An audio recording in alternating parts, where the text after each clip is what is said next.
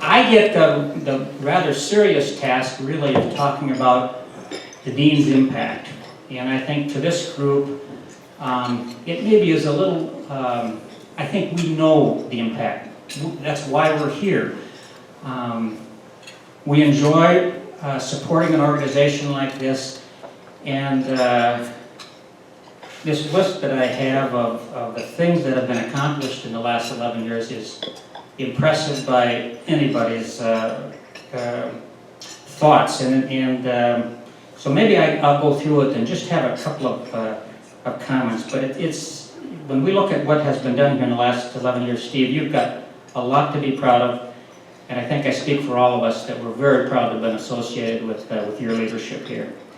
So I kind of grouped these with Kim's help into 4 areas, and again, we've heard of these over the past 11 years, but the commitment to undergraduate education, commitment to teaching, research, and outreach, fundraising. I mean, we'll get to the details on that. And finally, the efforts and the renewed facilities that we've all visited and seen over these last 11 years. So I'm going to just put a little more detail on these points.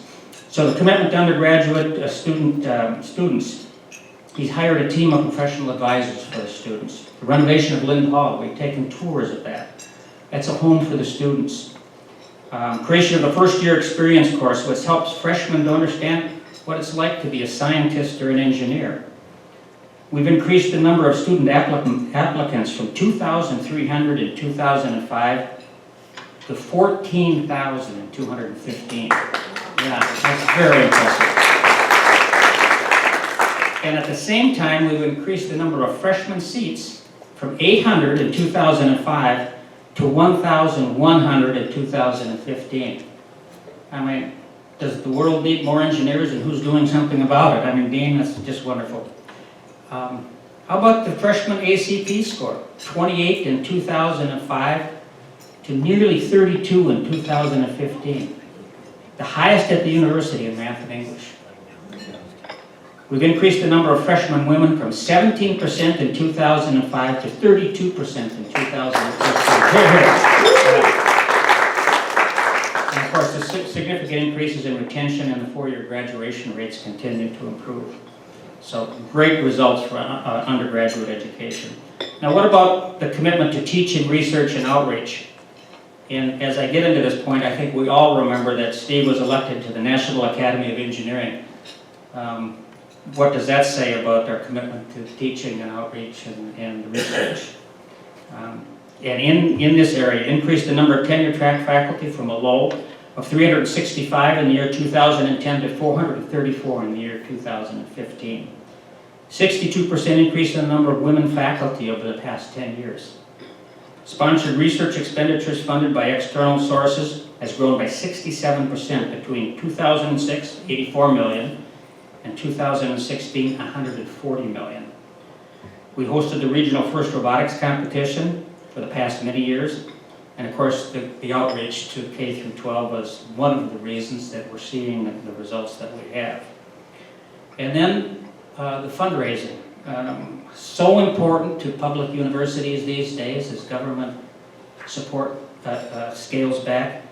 But Kim has led a campaign here that $176 million raised in the dean's tenure. And that's very, very important. 80 million for student support, 62 million for faculty support, 222 million for buildings, and then 11 million for strategic initiatives. Very, very important. And then the facilities. It's fun to walk around our campus these days and look at what's happening. And well, Tate Laboratory is being renovated now, but we have that new physics and nanotechnology building.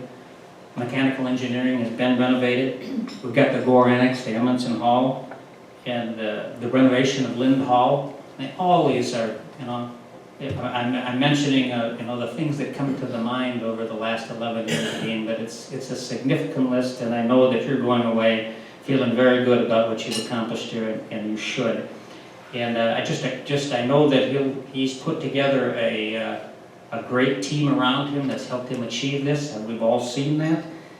And his ability to attract the folks who are sitting at this table has been fun for all of us because we're able to interact, and so this engaging of industry and partners probably is what underlines much of what we're talking about here.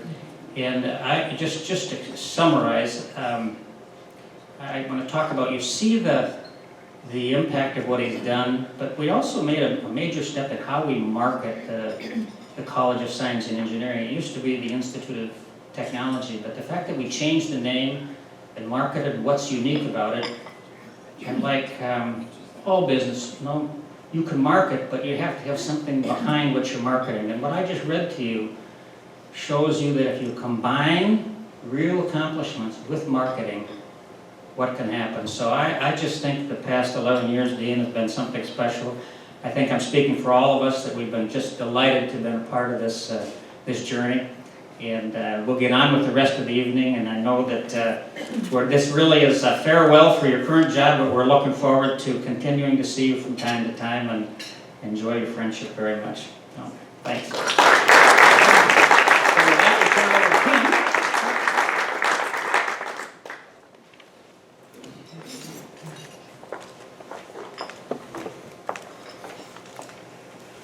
Good evening.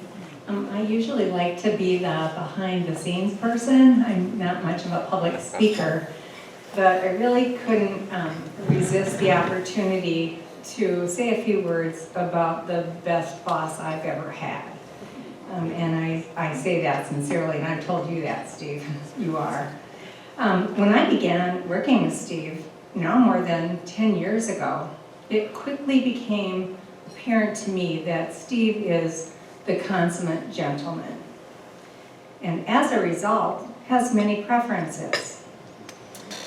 Since I'm responsible for overseeing many donor and alumni events, these preferences were important for me to understand.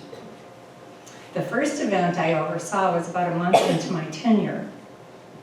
I needed to pick up wine for an event, but I knew that Steve had a discerning palate, so I decided to consult with him. He informed me that he would pick out the wine. I said, I know how busy your schedule is. Do you trust me to pick out the wine? He replied, no. I asked if he'd have time to pick up the wine that afternoon, and he replied, no. I gently pointed out that there was no other option but to trust me, to which he reluctantly agreed. Fortunately, hidden away in the closet, there was a bottle of red and a bottle of white wine left over from the last event, which Steve had previously selected. And being the quick study that I am, I went to the wine store and picked out the same kind. Steve was surprised and pleased. He asked, "How did you know what kind of wine I like?" My response, "I guess we just have similarly good taste." It was clear that he thought I was brilliant. Speaking of events, Steve understands the critical importance of sleep. Wisely, he noted that people need their rest and don't want to stay late for events that drag on interminably. Therefore, he implemented a strict policy that all collegiate events must end no later than 8 p.m. At one of our events a few years ago, the dinner service was running late, delaying the program. This made Steve very nervous. At about 8:50 p.m., he leaned forward, caught my eye at the other table, pointed at his watch, eyebrows raised. All I could do was pray that the 20 minutes left in the program could somehow magically be condensed into 10. Thankfully, the program ended at 8:03 p.m., which I proudly mentioned to Steve after the event. His response, "It was after 8. Now, Steve enjoys a good beer, but it has to be a good beer. And it all has to fit in a glass. Swigging out of bottles is not allowed. He also enjoys really good, strong black coffee, but it must be served out of a cup and saucer. Mugs, especially clear mugs, are unacceptable. Quite reasonably, he does not want the coffee looking back at him. Steve and I travel a fair amount visiting alums across the country. This usually involves a fair amount of time in the car. Not wanting to take up more than his share of the road, Steve prefers small cars. And when we're occasionally assigned a large car at the rental place, he refers to it as the beast. He also prefers seatbelts that do not lock when he tries to move forward. His remedy for seatbelts that do not allow him freedom of movement is to loop the belt around his knee. Steve also has definite preferences for the voices that you get on the GPS. They're different. Some are okay, some not. Occasionally, the GPS lady's voice sounds a bit bossy or snarky, which offends Steve's gentle sense of decorum. To help the GPS lady understand the error of her ways, Steve will mock her so that she understands how rude she sounds. Turn right at the stop sign. Now, I consider myself a fairly good driver, actually a pretty good driver. But once in a while, Steve gets a bit anxious with my driving. In those situations, Steve leans forward, grabs the dashboard with both hands, and screams, but in a muffled voice, so as to not unnerve me. Picture us zooming down the highway at 70 miles per hour, seatbelt looped around Steve's knee, Steve grasping the dashboard, making fun of the GPS lady, and whispering, "Doctor, you're gonna kill us!" all at the same time. A dedicated educator, I know that he's only trying to help me improve my driving skills. Of course, travel involves staying at hotels. And finding decent hotels is complicated by the fact that as state employees, we must stay within frugal federal GSA limits. Last year, when we traveled to Arizona, hotel rooms were tight. But as luck would have it, I found rooms within GSA rates at a resort. Now, feeling somewhat smug about my lucky find, I told Steve that we would be staying at a lovely resort, a rarity in our travel. Upon arrival, it was clear that only the front of the building looked resort-like. The rest of the resort was, in Steve's careful assessment, a dump, and he threatened to sleep in the car.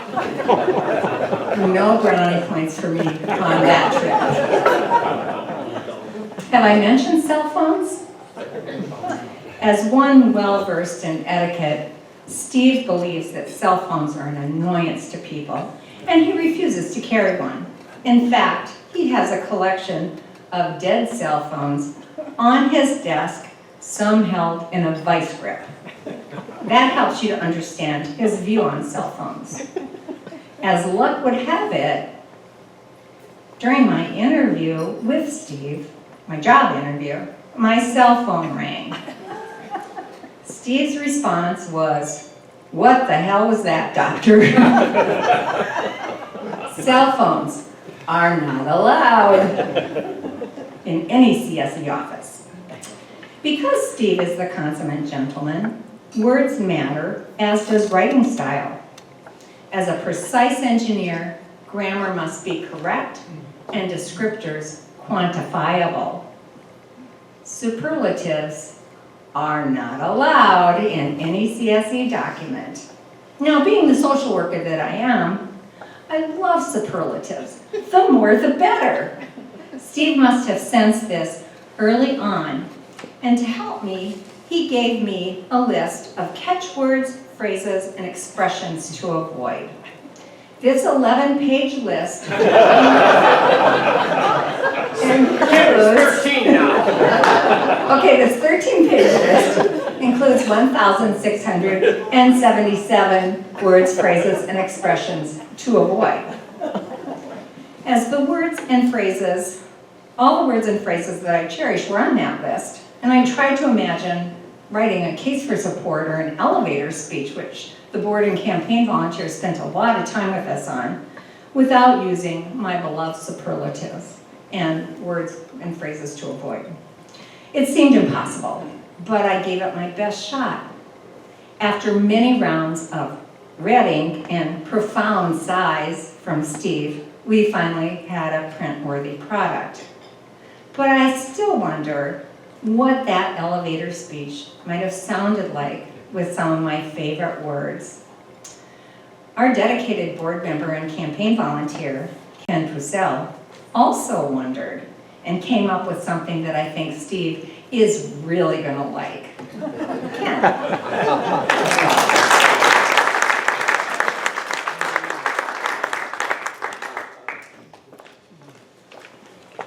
Okay. So everybody, it's my pleasure to tee up the next portion. It's the CSE elevator speech. Most elevator speeches are short, so you can get your point across in a hurry. But our dean has done so much that this elevator speech is, you have to imagine the Sears Tower when you're talking about this elevator speech. So as we celebrate all the ways which Dean Steve Crouch, a true change agent, has helped move the needle and change the paradigm at CSE.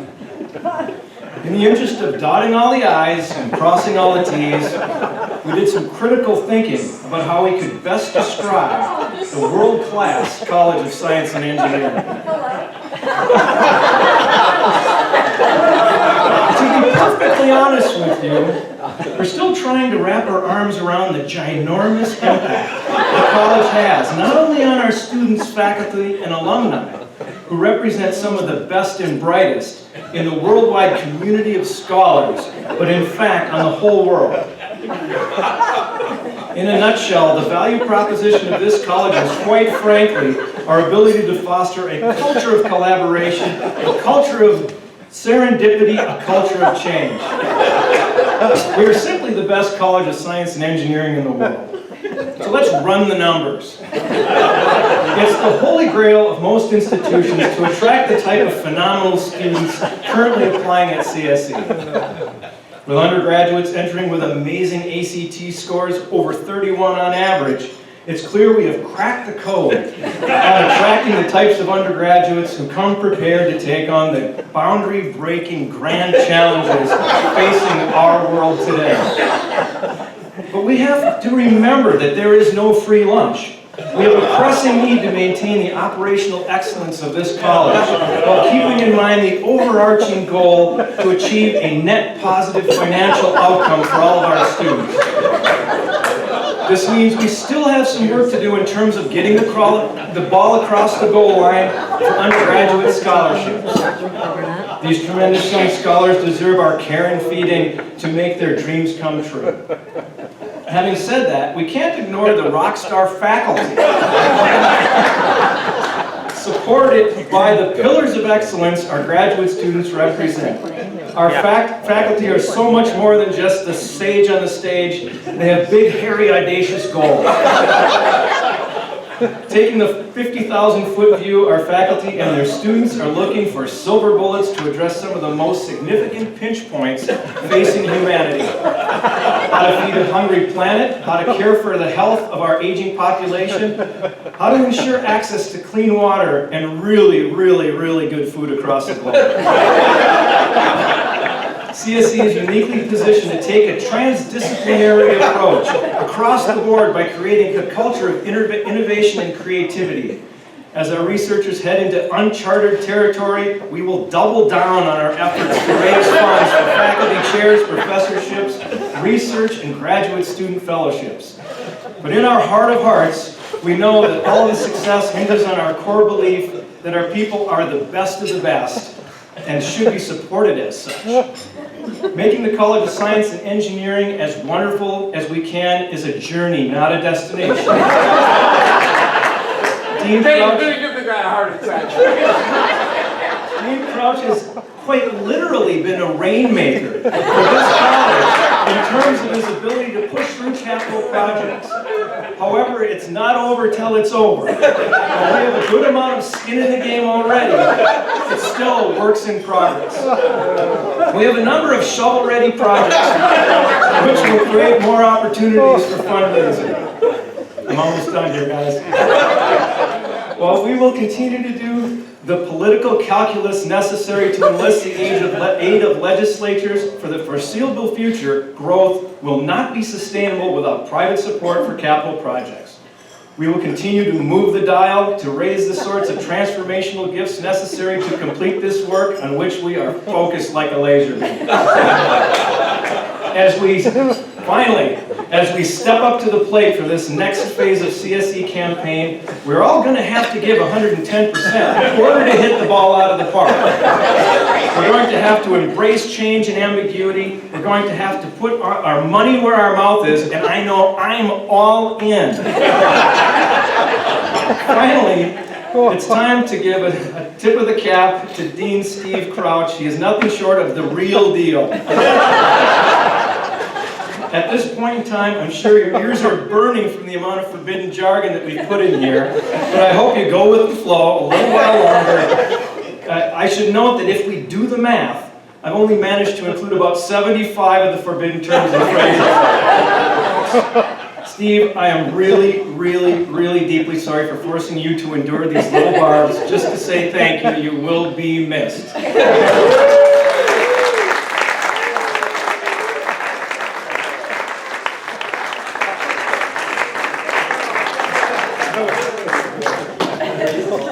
Okay, we'll move on. That was great. I can tell the dean enjoyed that very much. Could I have the dean and Karen come up here to the podium, please?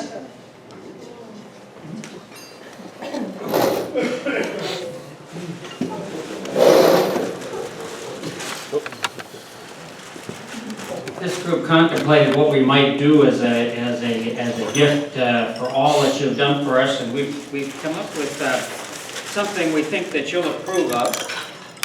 It's a Steve and Ellen Karen Crouch Scholarship, and the group has come up, it's actually more than $100,000 now to Unbelievable. so this is our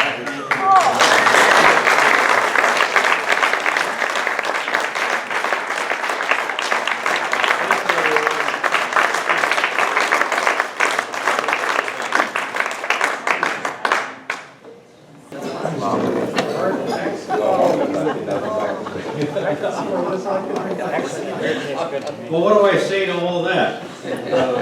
First of all, thanks to everybody for being here tonight.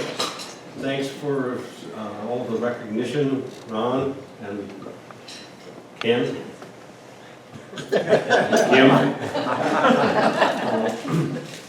You know, listening to those words that came off my list that I actually started recording in about just after I became dean in 2005. Listening to Ken, it sounded like listening to Brunix talking. His mouth would just flow out of there. I used to fill out page after page going to meetings with his. Now that he's gone, the rate of addition to my list has really slowed down.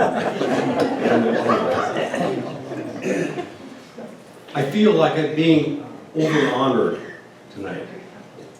There have been a lot of things that have happened in the last nearly 12 years, and certainly I've been around while they've happened, but it's certainly not just me.